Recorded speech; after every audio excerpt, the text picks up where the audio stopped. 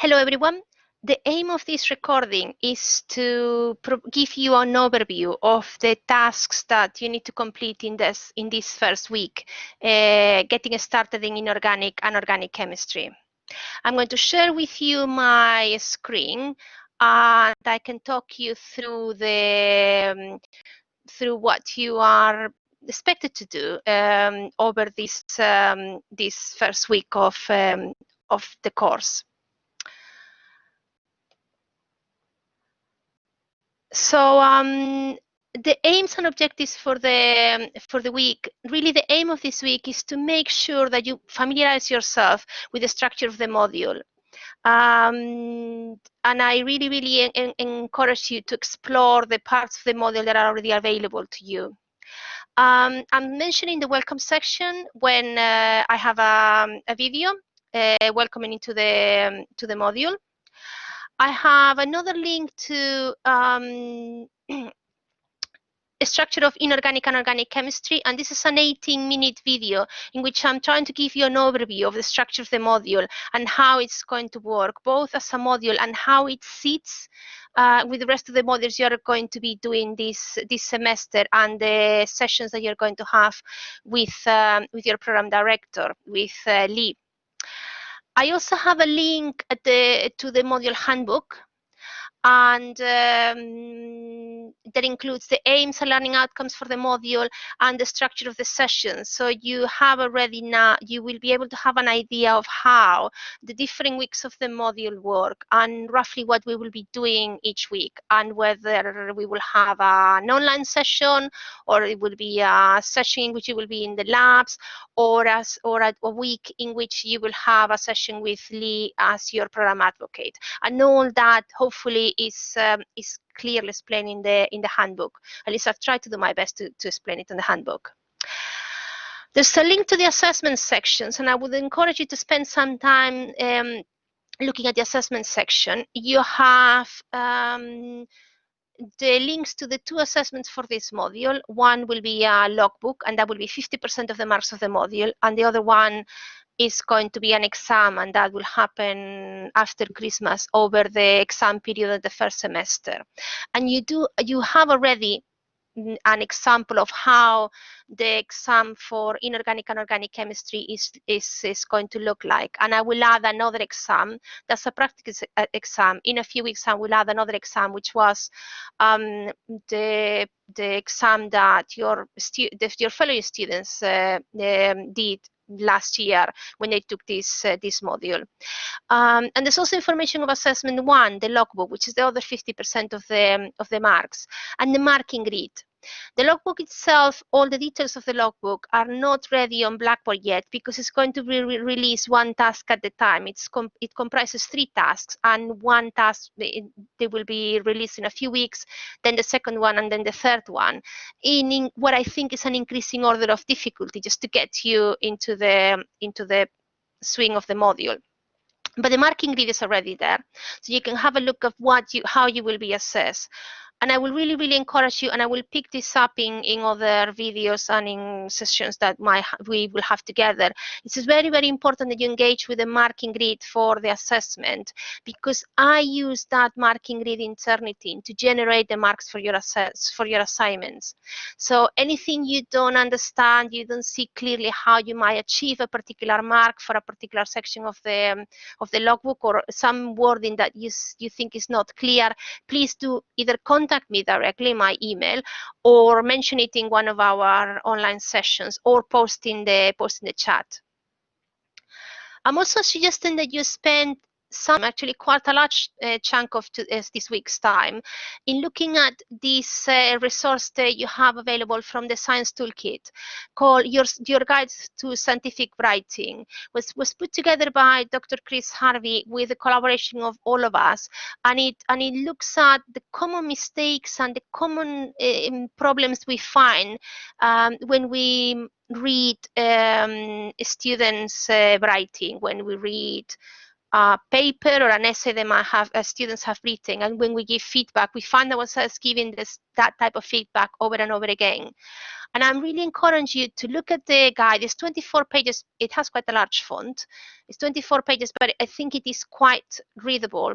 It has examples of common mistakes and a suggestion of how those paragraphs, those sections could be rewritten in a more scientific and more appropriate way.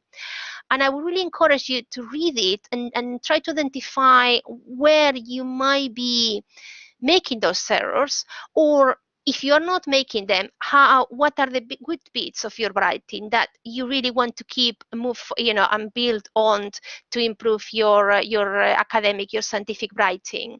And I would also encourage you to look back at assignments that you have from last year, and even from foundation, if you did a foundation year, and look at the feedback for scientific papers, lab reports, essays, and what sort of feedback you have received, and how you can incorporate that feedback, whether it picks up on points that your guide of scientific writing is highlighting as a problem, and how you can use that feedback and the PDF, your guides to scientific writing, to improve your writing.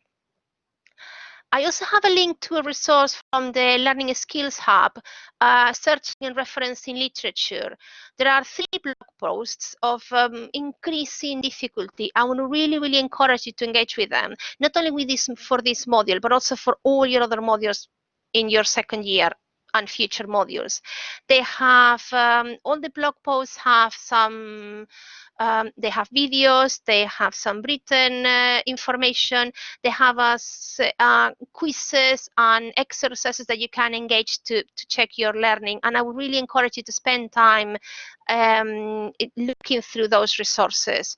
Again, any work you do on improving your scientific writing is work well spent, and it's worth starting already now when you perhaps have less content to cover in these and other modules, just to build up on this knowledge, just to start very early on engaging with resources that will help you to become better writers, better scientific writers.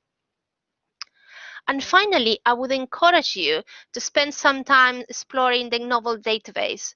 It's an engineering and chemistry database, and as students and staff at Canterbury Christchurch, we all have access to it. Depending on whether you are logged on on campus or you're logged on from home, you might need to use your university login to access. You can go straight to using the link I'm providing here, the Novel database, and then if necessary log in with your login.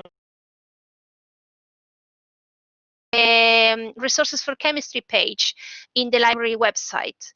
And I'm encouraging here I will direct you to different chapters of the books that you can find there, but I would encourage you to spend a bit of time exploring the database, again, now that it's early in the module and you still have a bit of time, and explore different keywords. You can use very general ones like organic chemistry or inorganic chemistry. And you can also use the titles of the names used in the module handbook, in the description of the content for each section. Aromatic compounds, benzene. Use also, explore and see if you can find resources that are linked to those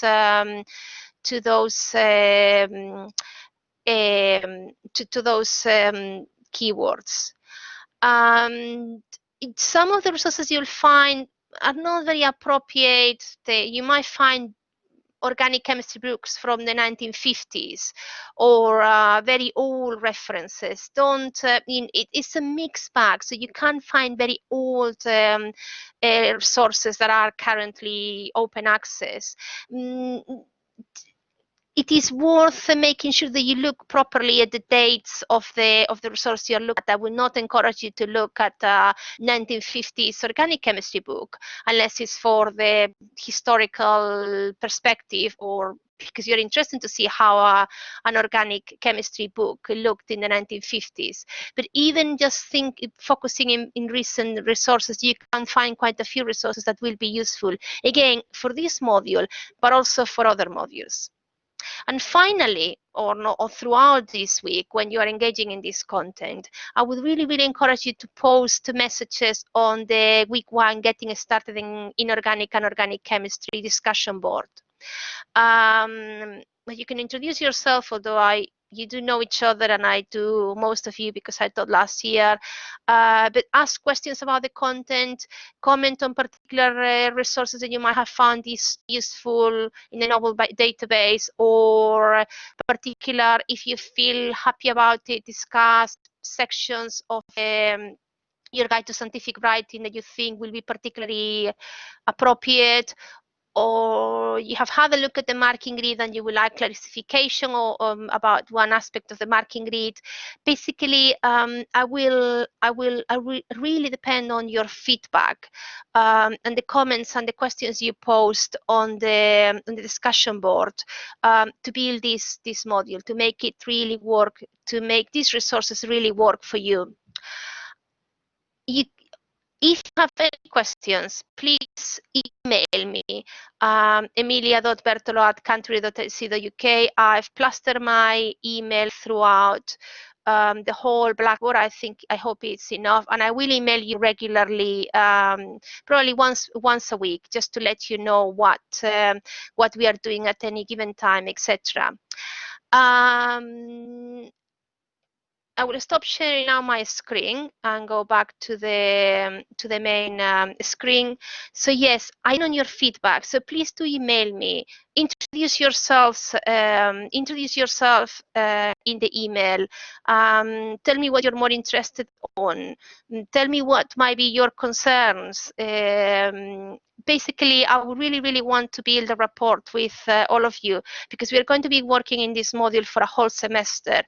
And there are 2 subjects, both organic and inorganic chemistry. There are 2 subjects that are really dear to my heart, and I'm hoping I will be able to communicate my love and my passion and all the interesting things that are to learn about these subjects in this module.